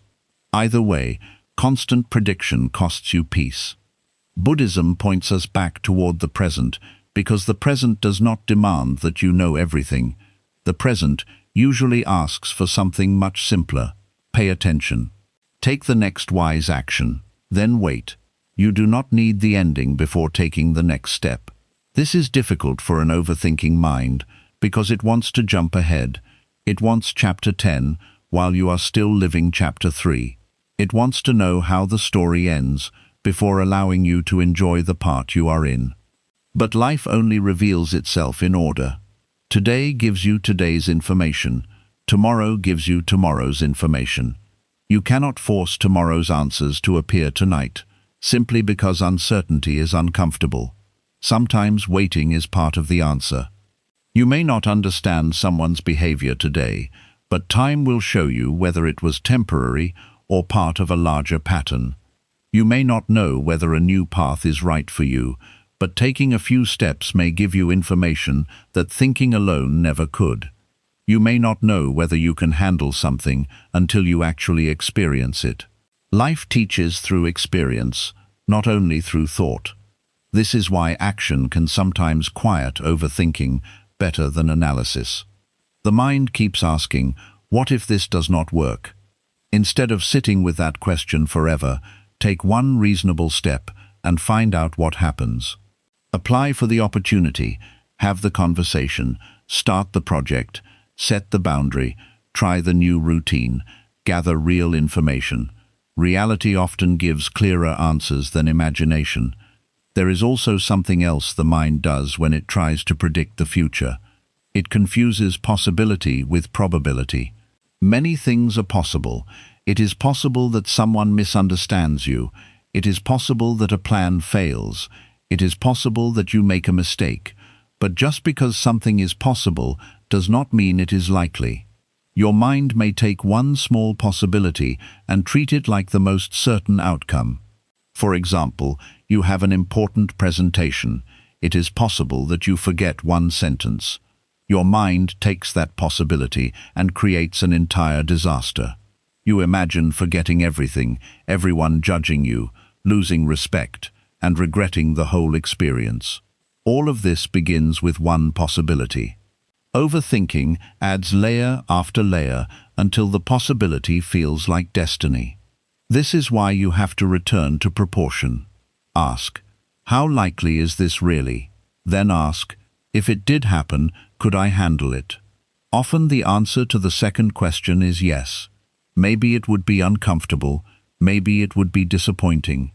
Maybe you would need time, but uncomfortable is not the same as impossible.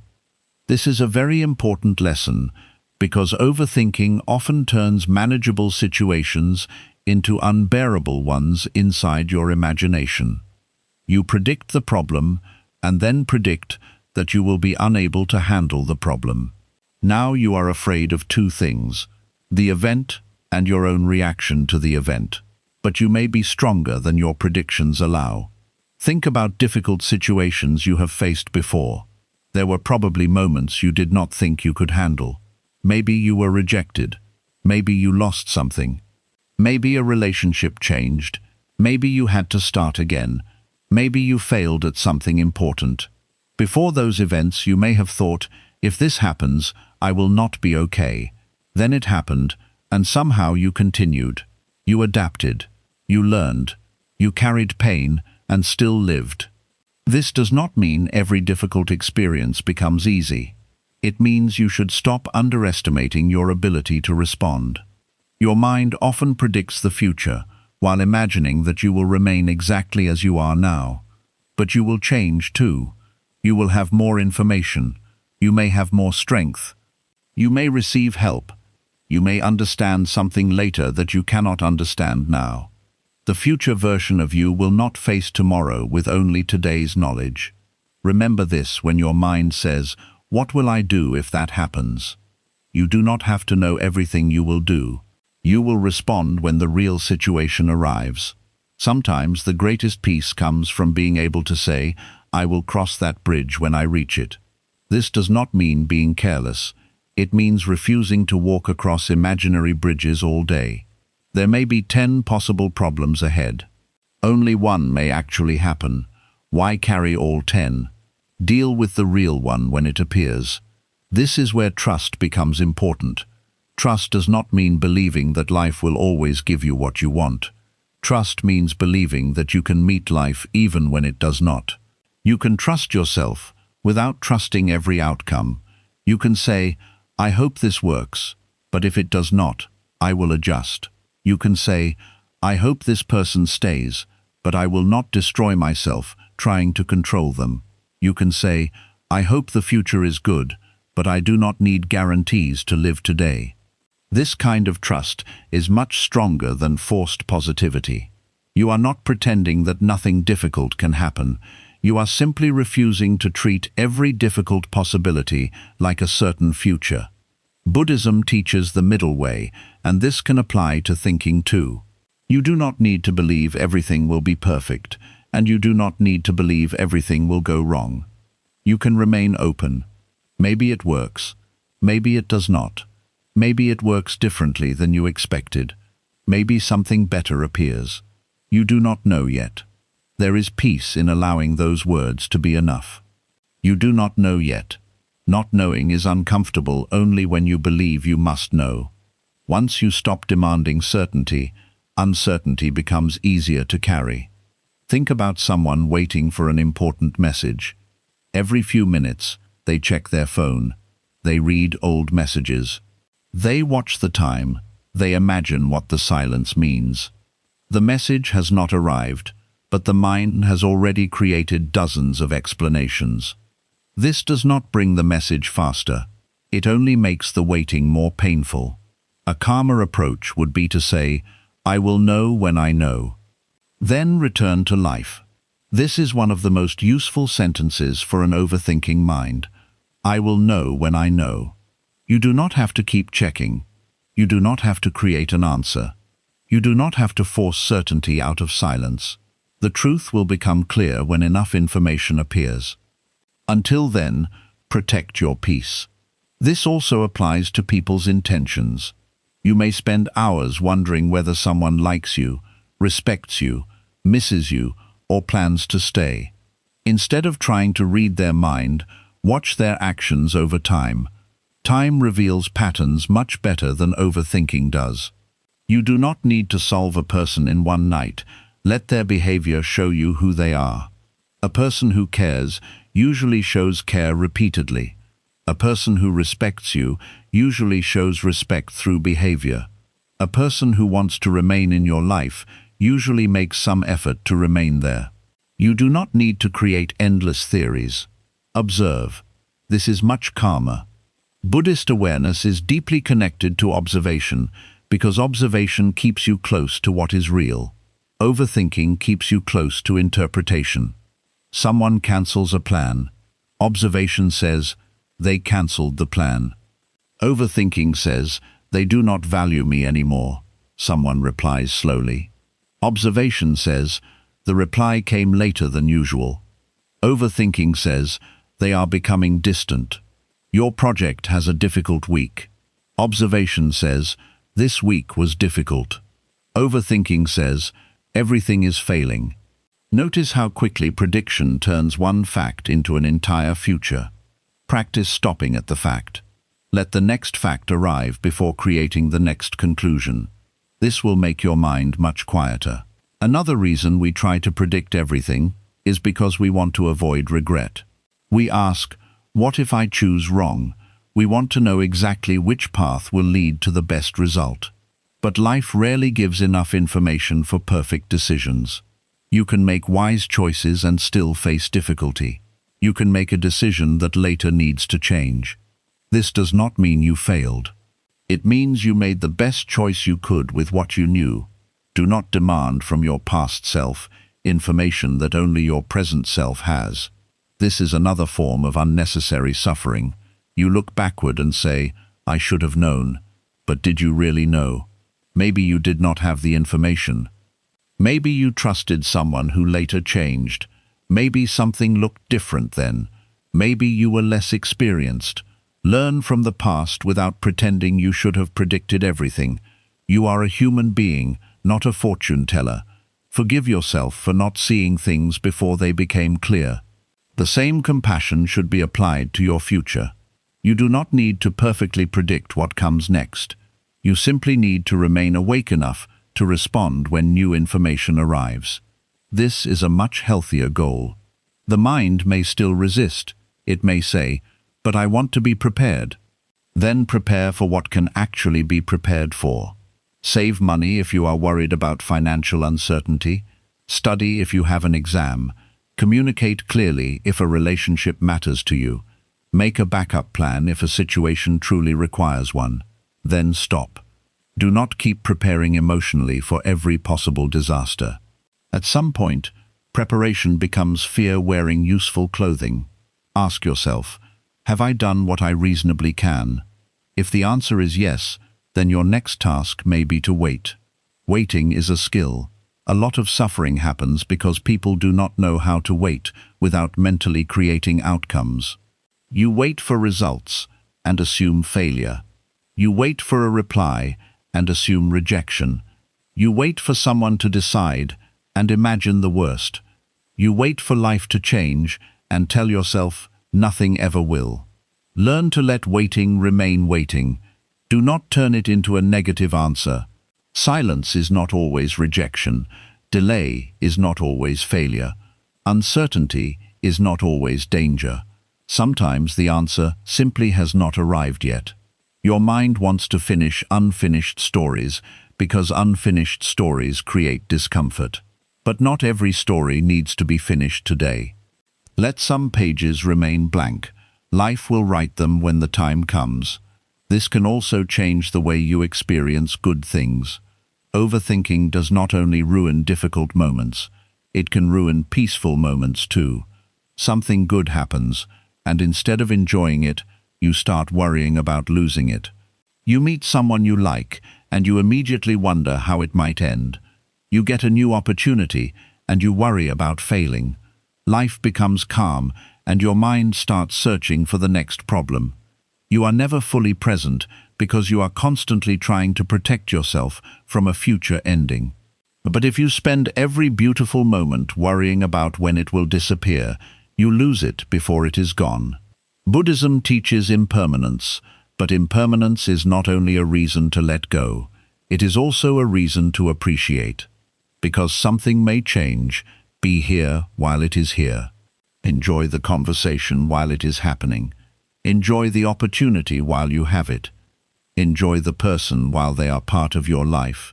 Enjoy the peaceful day without demanding proof that tomorrow will also be peaceful. You do not have to ruin today trying to protect yourself from tomorrow. This is a powerful change. You stop asking, "How long will this last?" You begin saying, "This is here now." You stop asking, "What if I lose it?" You begin saying, "I can appreciate it while I have it." The mind becomes softer when it stops trying to hold the future still. Everything changes.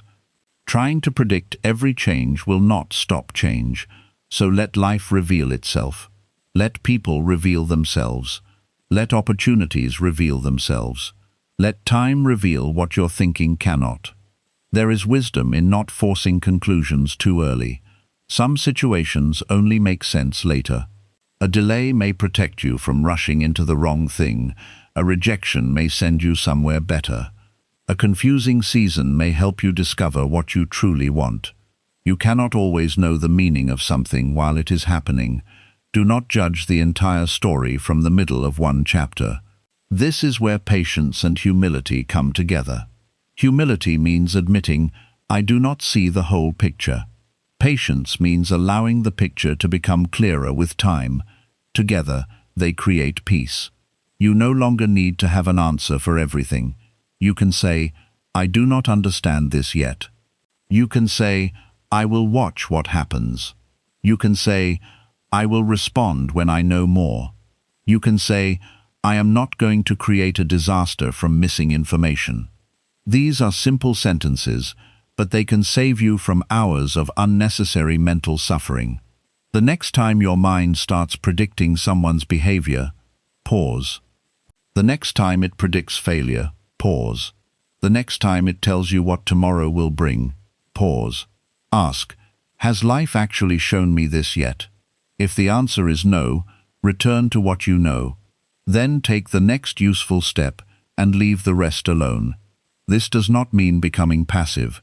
It means becoming accurate.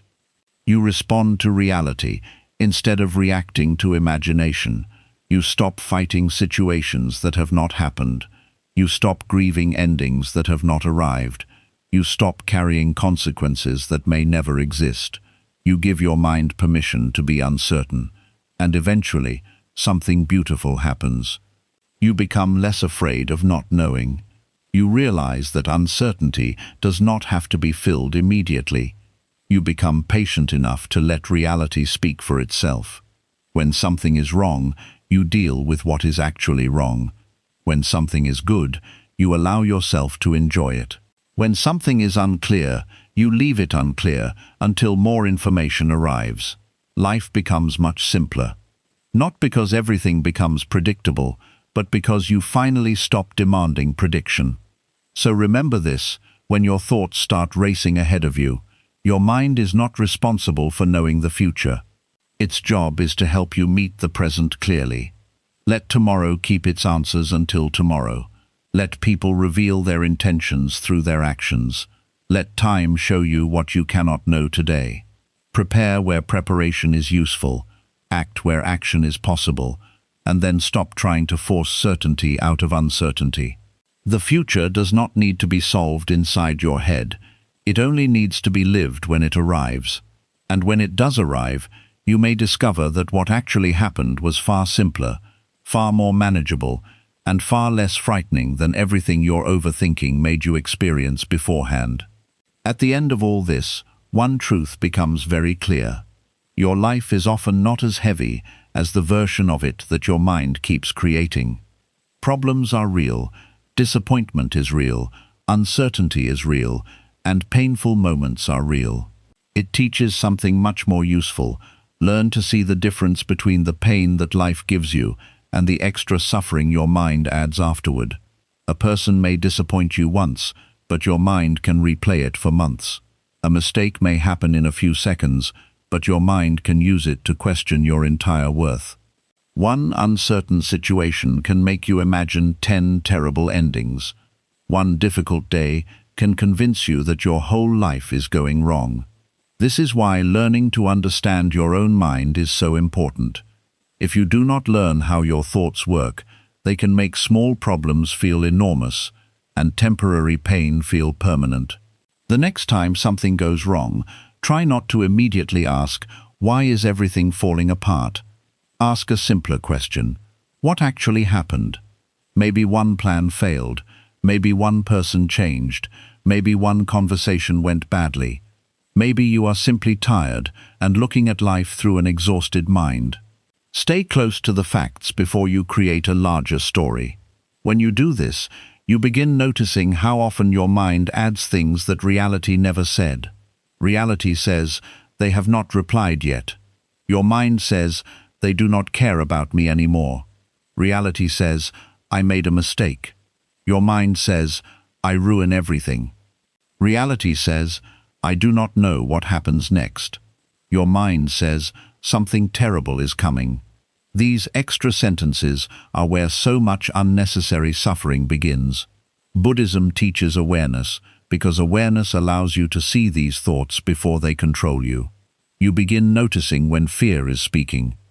You begin noticing when anger is exaggerating. You begin noticing when insecurity is making everything personal. Instead of immediately reacting, you become able to say, "This is what my mind is telling me, but I do not have to believe it yet." That small pause can change your entire life. It can save relationships from unnecessary arguments. It can save you from sending messages you later regret. It can stop you from making permanent decisions during temporary emotions.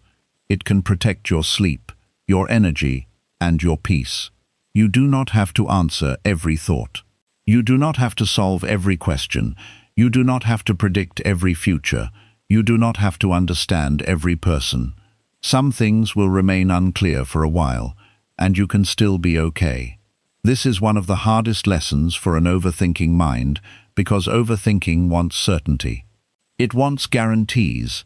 It wants to know exactly why something happened and exactly what will happen next. But life has never worked that way.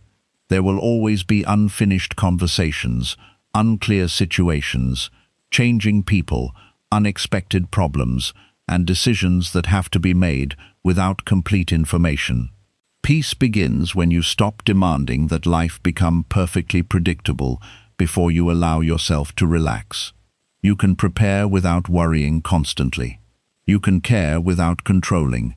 You can love without demanding guarantees. You can make plans without believing everything must happen exactly the way you imagined. You can want something deeply while still understanding that you will survive if life chooses a different direction. That is not weakness. That is inner stability. Remember how much suffering comes from trying to live in the future before it arrives. You imagine losing people who are still here. You imagine failing at things you have not tried. You imagine conversations that have not happened. You imagine problems that may never exist. Meanwhile, the actual day in front of you quietly passes. Do not lose real life because you are constantly fighting imaginary life. Come back to today. Come back to this hour. Come back to the next thing you can actually do. If there is a problem you can solve, solve what you can. If there is a conversation you need to have it calmly. If you made a mistake, learn from it. If nothing can be done right now, allow yourself to stop thinking about it for a while. You are allowed to rest before everything is resolved. You are allowed to enjoy your day while something remains uncertain. You are allowed to smile, even when one part of your life is difficult. One problem does not deserve your entire mind. This is especially important when you are dealing with other people. So much overthinking comes from trying to understand what someone thinks, why they changed, whether they still care, or whether you said something wrong. But you cannot live peacefully while constantly trying to enter other people's minds. Watch actions, listen carefully, communicate when necessary. Then release what you cannot control. People will sometimes misunderstand you. Some will judge you. Some will change. Some will leave. Some will stay longer than you expected. You cannot control every outcome, but you can control whether you abandon your own peace trying to control them. Let people think what they think. Let people reveal themselves over time. Do not make every silence about you. Do not make every different tone a warning. Do not turn every small change into proof that something is wrong. Give reality time to reveal itself. You will often discover that your fear was louder than the actual problem. The same is true with difficult emotions. When anger appears, you do not have to become anger. When fear appears, you do not have to become fear. When sadness appears, you do not have to decide that sadness will stay forever. Emotions move. This is one of the great teachings of impermanence. Everything changes. The thought that feels overwhelming today will change. The problem that dominates your mind today will change. The person you cannot stop thinking about may one day become someone you rarely remember. The situation you currently believe will ruin your life may eventually become a small part of your story. You have already seen this happen. There were things you once worried about constantly that hardly matter to you now. There were situations you thought you would never get through, yet you are here. There were days that felt endless, but they ended. Remember that when today's problem feels permanent, it is not permanent simply because it feels powerful right now. Give time a chance to do what time does. Let emotions settle. Let situations unfold. Let new information arrive. Let yourself change. You do not have to decide what something means while you are still standing in the middle of it. And perhaps one of the most important things you can learn is this: you are stronger than the version of you that exists inside your fears. Overthinking often imagines the future, but forgets that you will be there too. It imagines the problem, but it does not imagine your ability to adapt. It imagines loss, but not recovery. It imagines failure, but not learning. It imagines pain, but not healing. Give yourself more credit. You have faced uncertainty before. You have handled difficult conversations before. You have recovered from disappointment before. You have made mistakes and continued. You have had days where you did not know what to do next, and somehow you found another step. You do not need to know today exactly how you will handle every future problem. Trust that you will meet it when it becomes real. This is why you do not need to carry tomorrow today. Let tomorrow bring its own weight. Today already has enough. Buddhism teaches us to stop clinging, not because nothing matters, but because holding too tightly makes everything heavier. When you cling to an outcome, you become afraid of losing it. When you cling to certainty, uncertainty becomes terrifying. When you cling to another person's approval, every criticism becomes painful. When you cling to your own thoughts, every fearful thought begins to look like truth. Loosen your grip. Not everything needs to be controlled. Not everything needs to be explained. Not everything needs to be answered today. Sometimes the healthiest response is simply, I will see what happens. Sometimes it is, I have done what I can. Sometimes it is, this thought does not deserve more attention. And sometimes it is simply silence. There is enormous strength in not reacting immediately. There is enormous peace in allowing a thought to pass without turning it into an emergency. Your mind may say, something is wrong. Pause. Look around. Check the facts. Maybe something really does need your attention. If it does, respond wisely. But maybe your mind is simply afraid. Maybe you are exhausted. Maybe an old insecurity has been triggered. Maybe you are trying to predict something no one can know yet. Do not automatically obey the loudest voice inside your head. Loud does not mean true. Urgent does not always mean important. Fear does not always mean danger. A thought does not automatically deserve action. This is how mental peace grows, not by removing every negative thought, but by becoming better at deciding which thoughts deserve your attention. At first, this may feel difficult. You may notice yourself overthinking after 20 minutes. Then one day, you notice after 5 minutes. Eventually, you catch the first fearful thought and say, I know where this is going, and I do not need to follow it. That is progress. You do not have to become a perfectly calm person. You simply become a person who returns to calm more quickly. You return to facts. You return to your breath. You return to the present. You return to what you can control. Again and again. Eventually, your mind begins learning that not every uncertainty is dangerous. Not every mistake is a disaster. Not every silence is rejection. Not every uncomfortable feeling needs to be fixed immediately. Life becomes simpler because you stop adding so much to it. You stop creating endings before they happen. You stop punishing yourself for mistakes that are already over. You stop rehearsing arguments that may never happen. You stop allowing other people's opinions to live inside your mind without paying rent. You start understanding that peace is not something life gives you after everything becomes perfect. Peace is something you practice while life is still imperfect. There will still be problems. There will still be difficult people. There will still be uncertainty. There will still be days when your thoughts become loud. But now you know something you may not have known before. You do not have to go everywhere your mind tries to take you. You can stay here. You can stay with reality. You can say, "This is difficult, but I do not need to make it worse." You can say, "I am worried, but worry is not a prediction." You can say, "I do not know what happens next, and I do not have to know yet." You can say, "One bad moment is not my whole life." And you can remind yourself that whatever you are facing right now will not remain exactly as it is forever. So when your mind starts making everything feel too serious, stop and look again. Maybe this is not the end. Maybe this is only one difficult day. Maybe the person you are worried about is simply living their own life. Maybe the mistake you cannot forgive yourself for is something everyone else has already forgotten. Maybe the future is not dangerous. Maybe it is simply unknown. Maybe the problem does not need 10 hours of thinking. Maybe it needs one clear action and then rest.